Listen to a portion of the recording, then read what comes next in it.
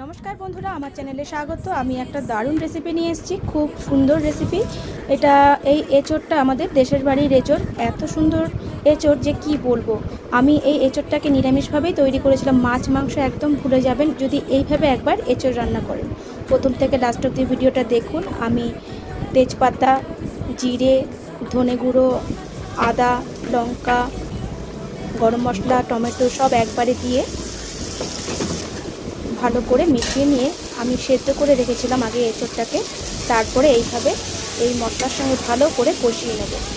ভালো করে কষানো হলেই তবেই কিন্তু একটু সামান্য চিনি আর একটু আটা গুঁড়ো ছড়িয়ে দেবো, তাহলে বেশ মাখো মাখো ভাবটাও আসবে। খেতেও কিন্তু দুর্দান্ত হয়। যারা নাকি নিরামিষ পছন্দ করেন একটু ঘি ছড়িয়ে দেবেন, তাহলে আরও অসাধারণ লাগে খেতে।